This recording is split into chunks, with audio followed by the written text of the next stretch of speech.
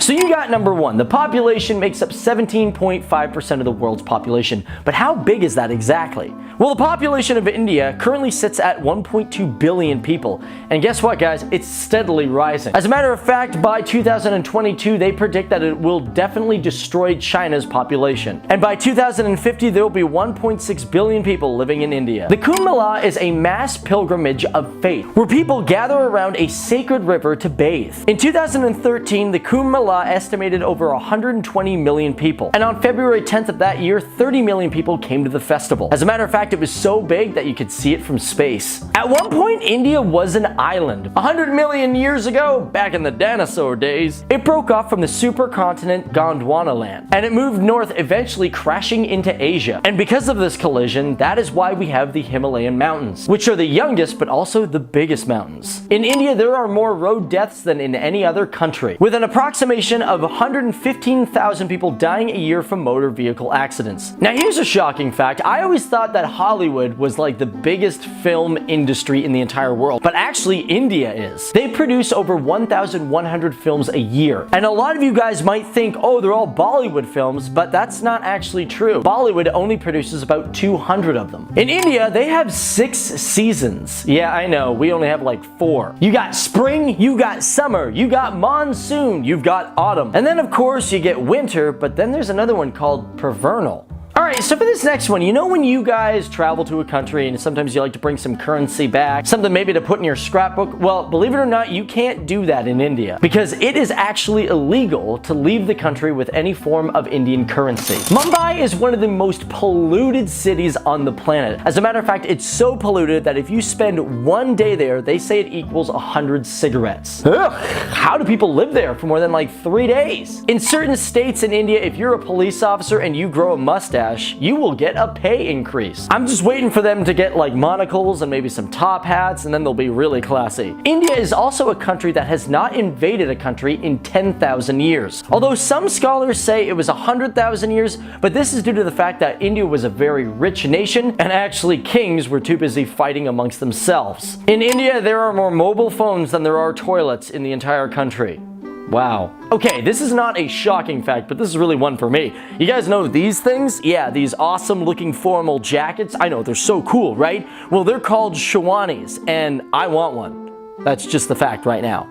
If you go to India, be careful of the children in the school. 61% of them have a disease that causes germs on their hands. So don't be shaking anybody without sanitizing. Now, we all love spices. Some people like it hot, some people like it mild, but a lot of you guys in first world nations may think, hey, well, we get our spices from like places like Mexico. But that is actually not true because 70% of the spices that are sold worldwide come all the way from India. Now, for us here in North America, most of us are sitting complaining about not enough female leads in Hollywood or Donald Trump, or we're complaining about first world problems. Meanwhile, in India, they have a child slavery problem. Slavery is still a thing in India, and believe it or not, they think that there's over 14 million people in slavery, and most of them are all children. And just so you know, most of these children are working in things like quarries. Not good. In India, there's an airline company called Go Air. And speaking of females from the last one, this company only hires females. Why? Because, well, they say that females are lighter, and because of that, they save up to $500,000 US dollars a year simply on fuel. Bills in India are great for the blind. This is because they have Braille on them. But they're not the only country to do it. Countries like Russia, China, Mexico, and Israel also do that as well. India has also claimed that it has the most diverse amount of languages in the country. In 1961, a census went around totaling 1,652 languages in the country. Big ones are, well, you guessed it, Hindi, Bengali. There's also Telugu, Marathi, and Urdu. For me, I've always loved the animals from India. They're way better than the ones in North America. I mean, elephants are just super cool. But did you know that there are over 90,000 species of animals in India? 350 of them are animals. There are 1,200 types of birds. And as for plant species, well, there's over 50,000 of them. And last but not least, guys, India has a great space exploration program, and it's getting better year by year. In 2009, India was the first country to discover water on the moon. And it makes you wonder what else they will create and what else they will discover. India is home to the biggest home. And by that, I mean a guy has the biggest family ever in the entire world. As a matter of fact, he has 39 wives and 94 children. His name is Ziona Channa, and man, I just don't want to know what the grocery grocery bill would be like. Did you know that in India, it has the lowest meat consumption per person? This is because a majority of the country are all vegetarians. Wouldn't you just love that if we could do that in North America here? Be like, yo guys, you're all vegetarians, sorry, but you can't eat steak no more. And although they are all vegetarians, believe it or not, cows are a huge commodity in that country. And they are so important that every cow has to have a photo ID. Now this is kind of a sad fact, but did you know that every hour a woman dies from dowry-related crimes? The fleshlight might be a really taboo thing over here, but over there in India, it's extremely taboo. This is because sex toys are completely illegal in the country. But snakes and ladders isn't. That's kind of a good thing to play with. It was a game that was invented in India, but eventually moved to Britain, where it was picked up by Milton Bradley. Did you know that India was the first country to invent cataract surgery? And it started all the way back in the 3rd century. It was invented by a physician named Shashruta. They used a tool called the Jabamukhi Salaka, and this was pretty much a curved needle that would loosen your lens and push your cataract out of the field of vision. After that, the eye would be soaked in warm water, and it apparently worked. 53% of houses in India don't have bathrooms. Oh god, that's gotta stink. India is also home to the largest postal service in the entire world. They have over 54,000 postal offices, and as a matter of fact, they even have a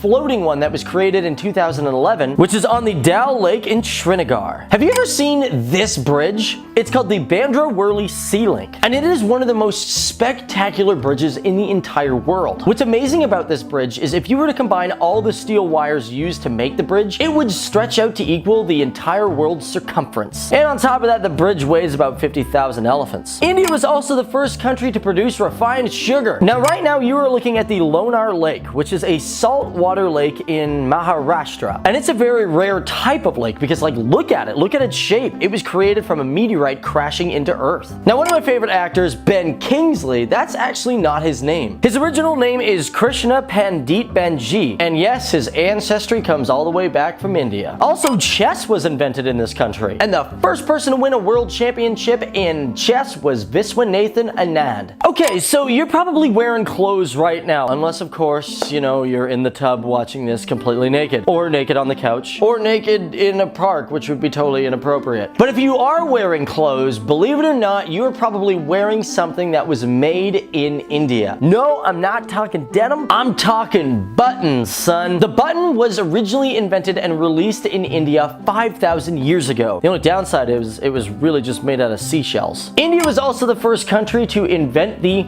zero sign. That's right, this weird little kind of slanted O thing that looks kind of like it wants to be an egg. Before this, the Babylonians represented the zero with a blank space. But this ended up getting really confusing, so instead they just put a dot. But by 500 AD, Arab Hatta, who was one of the very first mathematicians and astronomers, he decided, nope, we're going to totally change the zero and make it like an O. Now, we've all heard of blood diamonds. They're diamonds in Africa, and everyone likes to think, yeah, diamonds, they only come from Africa. But believe it or not, before 1986, India was the #1 country where you could get diamonds. In India, they rack about 28,904 murders per year. Wow, that's bad. The first granite temple was also built in India. The Brihadeeswara temple was built in the 11th century, and also it was only created in 5 years. Now, the country might be smaller than most countries, but it has the largest road network. If you were to take all the roads and combine them together, they would equal no less than 1.9 million miles of road. If you were to build that out in space, you could easily go to the moon, as the moon is only 238 miles. But overall, I just want to list off some of the amazing mathematical accomplishments that India has, well, done. This country was the first ones to invent pi, trigonometry, calculus, and even my good old-fashioned favorite, which I failed at all the time, algebra. I hate algebra. Last but not least, guys, you know what? I'm just gonna throw an extra one in there for you. India was also the first country to introduce, well, what keeps your hair clean? Shampoo. Now, the word comes from Hindustani's champoo, spelt C-H-A-M-P-O-O. Now, this goes all the way back to 1762. This was pretty much a head massage that had stuff like alkali and, of course, natural fragrances. Of course, let's also throw some natural oils in there as well. But eventually, shampoo was introduced to Britain by Sheikh Dean Mohammed, who created small shops which were pretty much steam and seawater baths. Now, first of all, India is the 18th largest trading country in the entire world. Now, its biggest export being refined petroleum, which makes up 18% of its $292 billion income. Now, the crazy thing is, although India exports a lot of goods, they actually import a lot as well. As a matter of fact, its total import costs equal $421 billion. And the biggest of that being crude petroleum, which makes up 29% of its imports. Which I kind of wonder if they get that from Mexico, because Mexico exports a lot of crude petroleum. More on that in our future video where we talk about Mexico. Now, India may be a country that has a lot of Bollywood films, but television didn't start until 1959. As a matter of fact, September 15th to be exact. This is when the Doordarshan experimented with a small transmitter and a makeshift studio in Delhi. And since then, TV's just exploded all over the country. As a matter of fact, probably a lot of our viewers who are watching this or watched our previous India videos are from there. Speaking of which, if you're from India or your ancestors are from India, hit that like button. Boom! Now, the first president of India was Dr. Rajendra Prasad. Crazy thing about him, he only took 50% of his income. 50%? Why would he do that? Well, it's because he was like, yo, I don't need this much money. And as a matter of fact, by his 12th year of running, he went down to 25%. Now, we know India has an interesting space program, but it doesn't include unmanned craft, but it's also included manned craft. Now, the first astronaut from India was Rakesh Sharma. Now, you might find this a little weird, but he went up with the Soviets in Soyuz T-11 on April 3rd, 1984. But this was part of a program called Intercosmos, and it was a program that the Russians practiced to help Soviet Union allies with manned and unmanned space programs. Now, in India, it's got 501 animal sanctuaries, 94 national parks, with the biggest being the Hemis National Park. And if you want to go see a snow leopard, that is the place to go because it has the most snow leopards and it's world famous for visitors seeing them. Speaking about animals, let's talk about my favorite animal. It is the elephant. I mean, how can you not like the elephant? It's big, it's majestic, and it makes cute little sounds.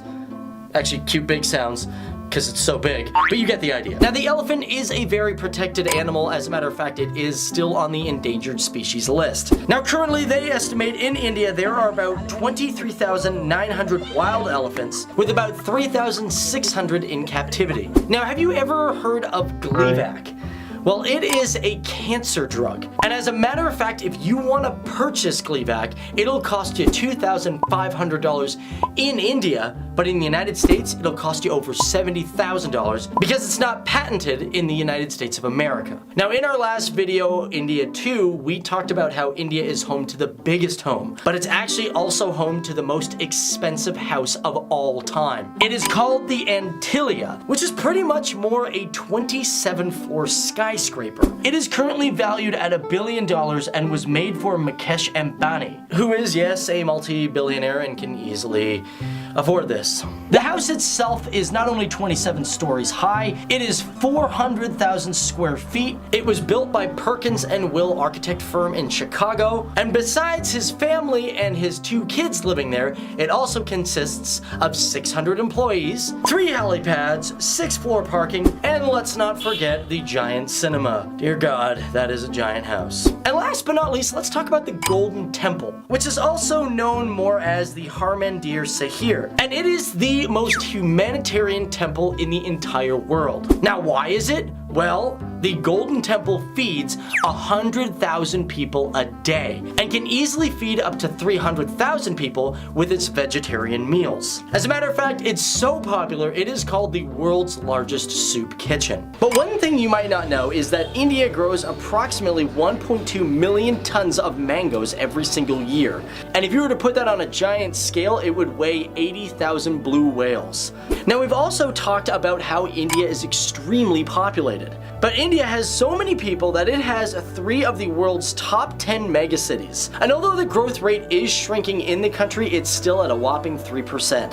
Now, many of you in the comment section have wanted us to talk about India's army. Now, not getting into too much detail over it, it has the 3rd biggest army in the entire world. Now, it is hard to say how big it is exactly because some sources say that it has 1.4 million active personnel, with over 1,155,000 10,000 personnel being in reserve units. And one of their newest units is called the Mountain Strike Corps, which is aimed to defend the disputed border with China, in which they hope to have over 90,000 troops by 2018 or 2019. And at least according to the International Institute of Strategic Studies, they found that India is 8th in the world when it comes to spending money on its military. And they spend roughly about $45.2 billion on its military. Now, on the Indian subcontinent, Nalanda is considered by some as one of the first great universities. But however, Takshila, which was built around 370 BC, is believed to be the remains of the oldest university in human history. Now, there are a lot of arguments over this. Some scientists say that no, it doesn't count as a university because there's no lecture halls, and unlike Nalanda, there's no housing for its staff or students. And as for Nalanda, it was constructed back in 427 AD,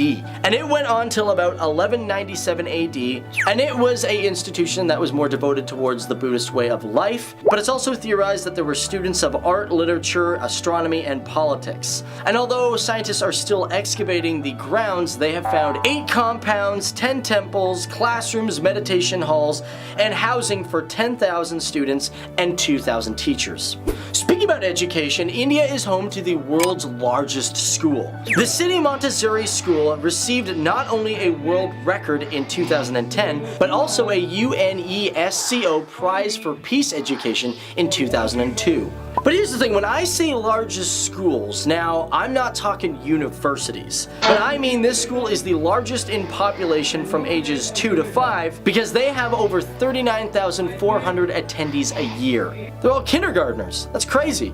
Now, throughout the world, we have all probably heard of a magnetic hill. This is a hill that has a strong electromagnetic currency that will pull a car up the hill. However, Magnetic Hill in Leh Ladakh is one of the most powerful, to the point where not only cars are pulled up the hill, but planes also have problems flying through it.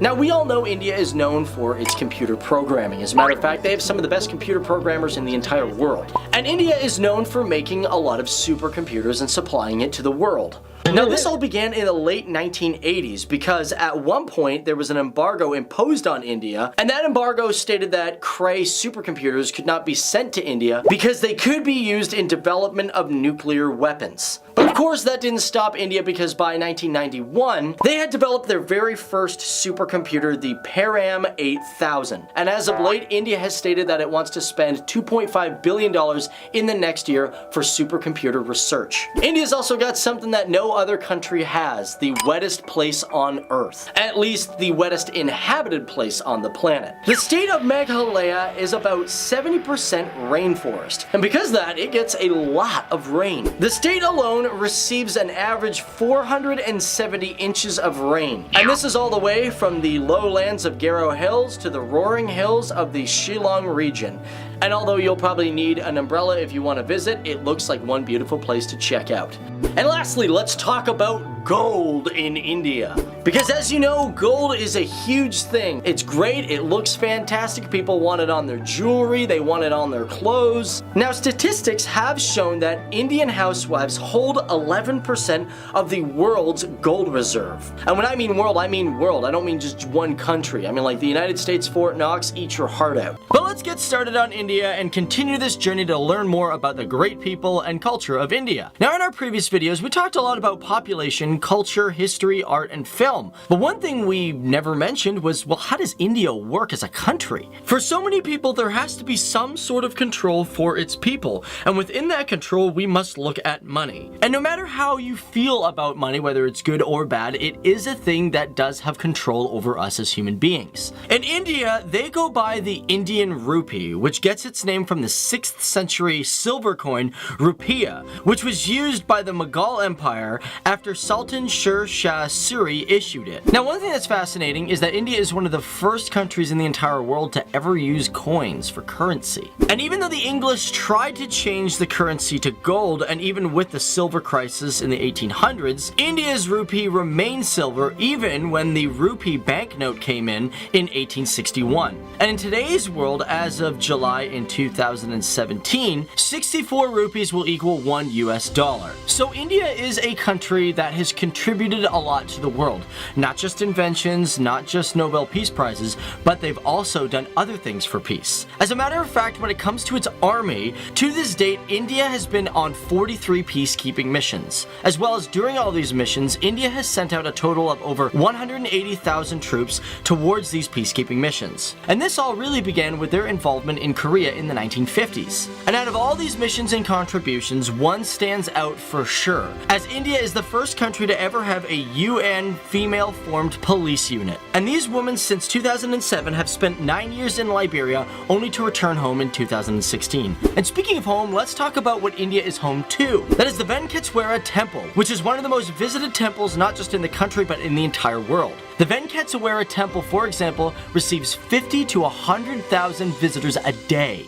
And that is not even including for special events. Overall, it receives up to 40 million visitors a year and is the most visited Hindu temple in the entire world. And because of its visitors who give donations, it is most likely one of the richest temples on the planet. Now, we all know India is a country with a lot of people, but how is this country broken up? Where do all these people live? India is broken up into 29 different provinces and 7 territories, the biggest being Rajasthan, which has an area of 342,239 square kilometers. Basically, it is almost the size of the Republic of Congo. However, Uttar Pradesh, which may not be the biggest in land, it has the most population, with a population of over 204 million people, and it comes in first out of any province or territory or subject or state on the entire planet when it comes to population. Now, although there are a lot of people in India, it is also considered one of the 17 megadiversities on the planet. And this is due to the fact that India has a lot of ecosystems, from desert to forest to highland, plains, archipelago, and swamps. For this reason alone, it has 7 to 8.6 of Earth's entire mammal life, 12.6 to 3.7 of avian species on the planet, 6% of all the reptiles on the planet, and it has 13% of all the fish and 6% of flowering plants that are seen on Earth. And considering we're talking about ecosystems,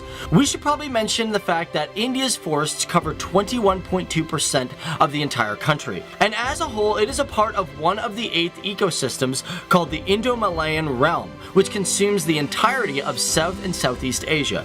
And you know what, heck it, considering we're talking about, forests, let's talk about trees. Have you ever heard of suicide trees? Known as Cerbera odolen, and between the years of 1989 and 1999, there were 500 cases of people killing themselves with this plant. And this is one of the most poisonous plants in the entire country because if you consume one of the kernels or the seeds, it'll stop your heart from beating. It's that bad. And you know what? While we're on the topic of nature and environment, we should probably mention that the first national park system was developed in 1935, with the first national park of India being the Jim Corbett National Park, which was founded a year later in 1936 and was known as the Haley National Park back then. And today, India has over 103 parks with a collective area of 40,500 kilometers square, which makes up about 1 to 2% of the entire mass of India. And that is just talking only about national parks, as the rest of the protected zones equal 156,700 square kilometers, which is roughly about 4 to 5% of the surface area of India. And this includes parks and other areas and over 500 animal sanctuaries. And one of these parks in specific is the Desert National Park. It is unique because 20% of it is sand dunes. But sand dunes aren't the only thing that makes it unique. It is also one of the only places where you can see the Indian buzzard, which is an endangered bird only found in India. And as for its featured Gadzitsar Sagar National Tank, it's a really interesting place to visit because thousands of birds come and migrate there every single year.